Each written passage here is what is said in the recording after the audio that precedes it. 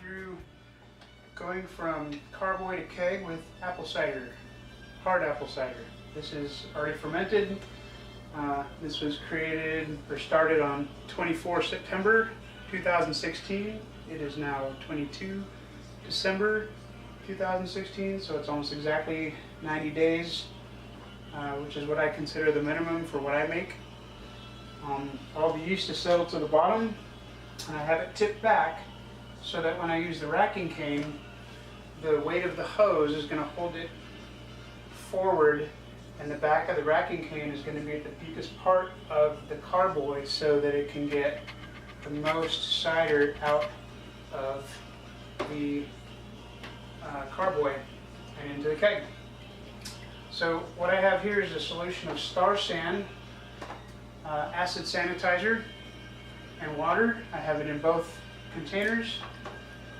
In this container I have all the pieces and parts of the racking cane and the hose and the tip of the racking cane, which is this here.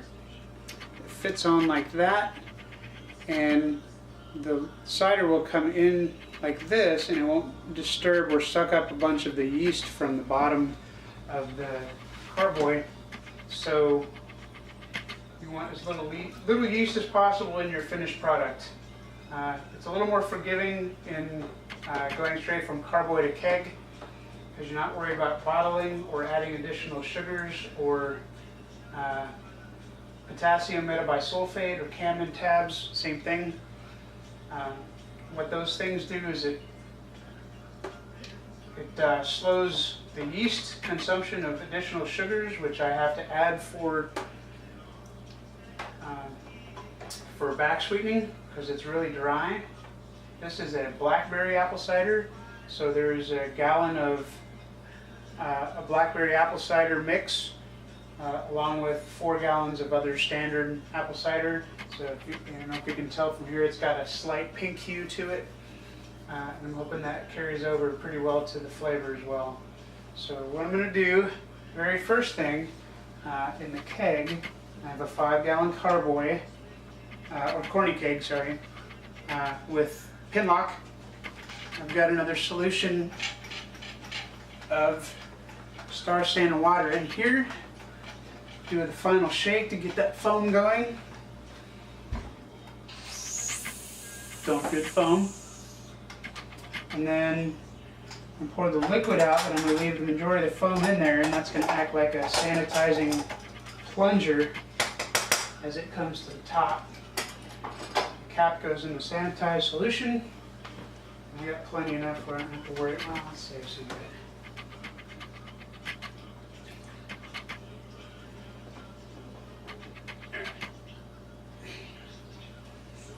So as you can see, there's plenty of foam in there. Hopefully you can see down there, but it's clean.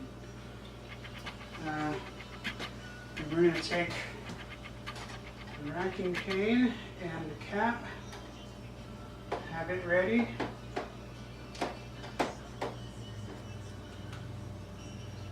What we have to do now, and I've wiped the cap off with the Star San solution, is I'm going to take this cap off. Going to take the cap off. I have to insert the cane and then the cap in between it like this, so that when I push it down, it goes all the way down in. And the less amount of air allowed in here, the better.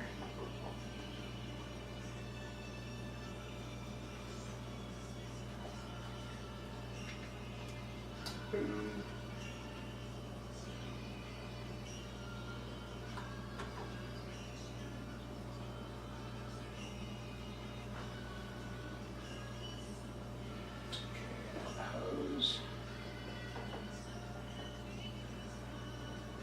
Try not to make a mess here.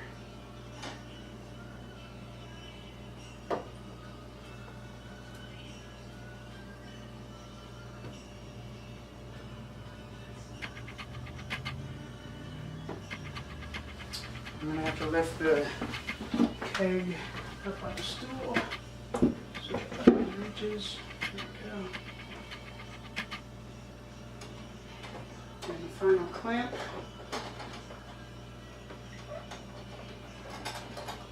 I promise it is in here. It wasn't. There we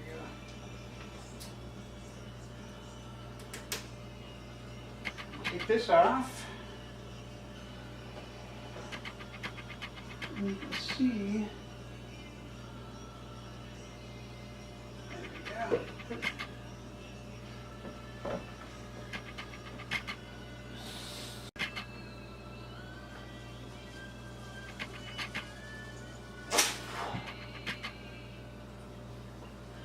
Alright, so we got a good siphon started.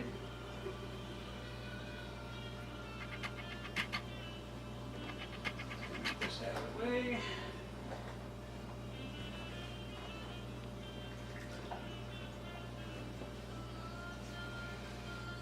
So it's going in nice and easy. If you look real close, you're going to see it start going down a little bit. It should take a few more minutes.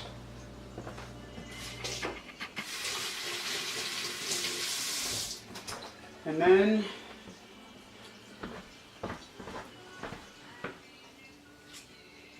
while it's doing that,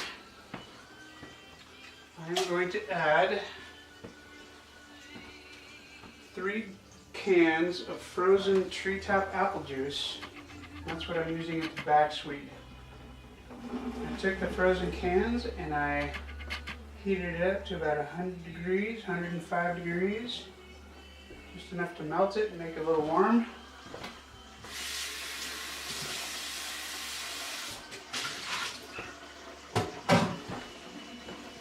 What that's going to do is offset the 5 gallons by 3 cans worth. So we'll probably have a little bit of cider at the very end to take a taste of, just to kind of see how it's going to pan out.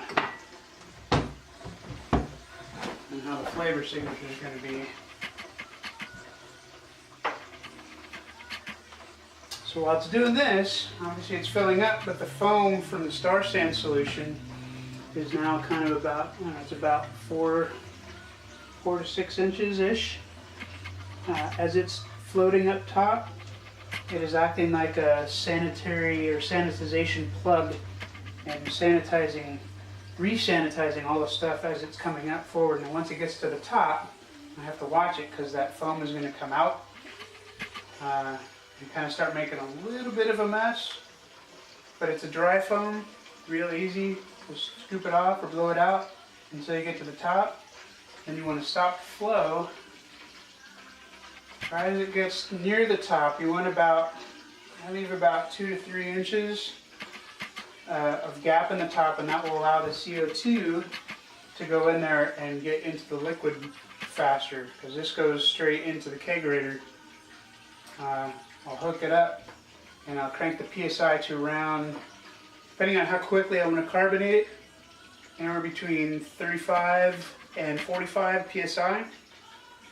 Every day I'll take it out, give it a shake, help that carbonation cycle through, and then usually after day 2 I'll bring it down to 10, which is average storage and serving pressure, and then it's ready to drink. So we're about halfway. You notice it's gone about halfway down. So we're about halfway done. It's coming out at a good pace. It looks pretty clear.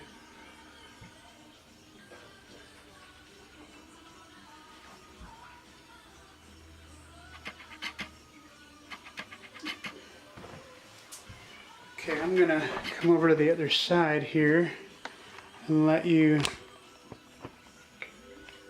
see.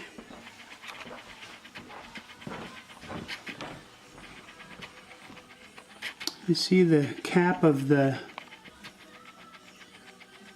racking cane sitting right on top of the yeast cake on the bottom. And what's happening is the cider is getting pulled right off of there, but none of the, oh, got freaky on me. There we go. We got, anyway, it's there, comes out. Looks, like I said, looks pretty clear here. Let's see if I don't get it hooked on my There we go. It's pretty clear coming out. And if you notice,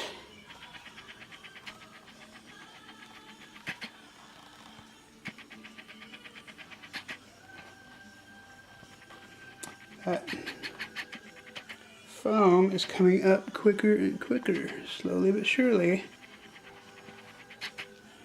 to the top. So once it gets down, see it? It's going down pretty good speed. Nice and easy. You don't want to disturb too much. Alright, so let's go over here, put you back in position.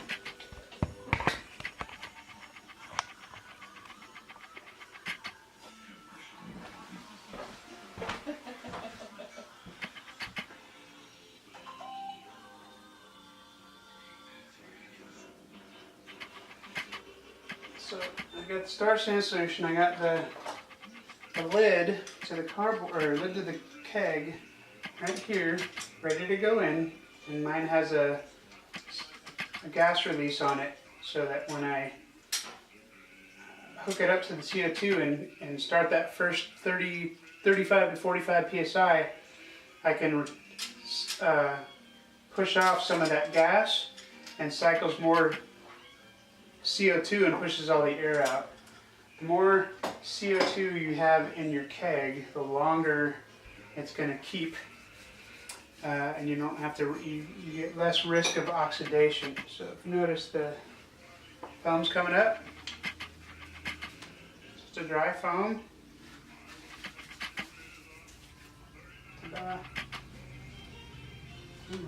We are almost to the bottom here. So what I'm going to do, I'm trying to make this little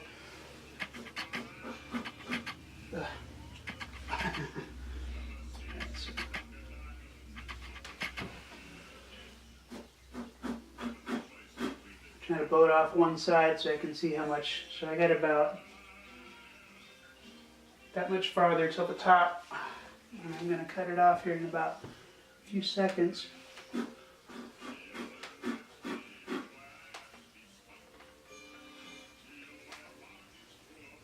Remember, I got that in there like this. So let's do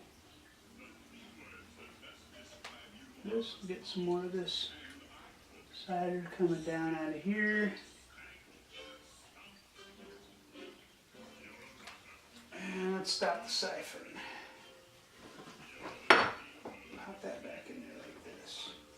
So the very first thing, you want to take that lid and cap it off. Keep all those germs out of there.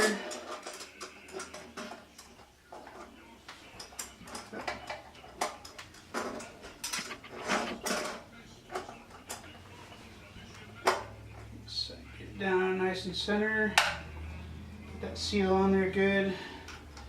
And you're golden. Remember, don't fear the foam. This stuff, while not tastiest stuff in the world, it's more sour. It's edible. It's restaurant grade. This is it right here. You can get that in any brew store or wine store. You get it in a smaller keg or smaller container. What I usually do is use a medicine dispenser, child's medicine dispenser, and per gallon I use 50 milliliters per gallon of hot water to use as my star sand solution. Now what you want to do, if you have one with a rubber stopper and not a rubber washer that's built into the plunger, you want to dip it in the star sand first and use it as a lubricant before you put it in here. Otherwise the rubber gets so sticky that when you get it in there, that rubber piece will stick in the bottom, and when you pull the plunger out, it'll pull right off the top. So just dip it in the little thing, pop in the plunger, boom, and then like I said, 50 milliliters of that in hot water is a perfect solution. So I'm going to give it a first try.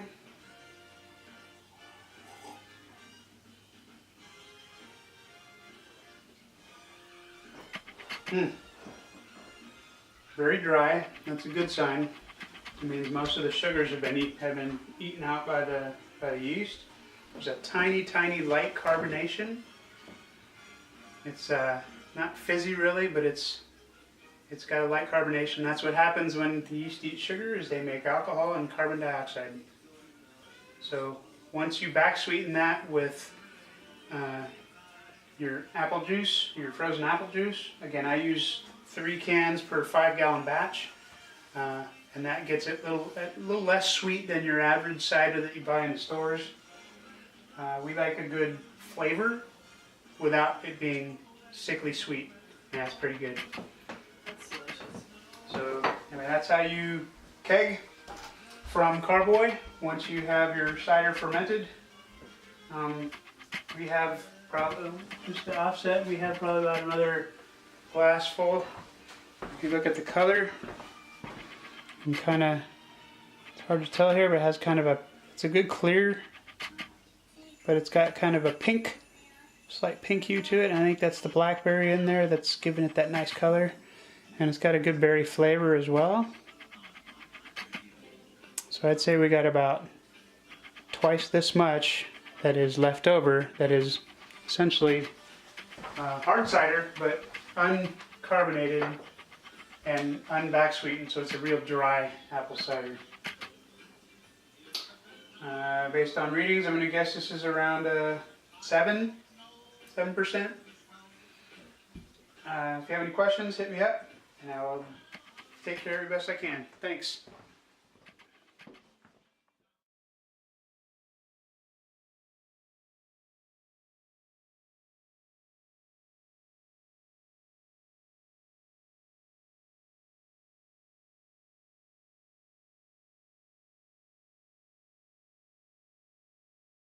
One.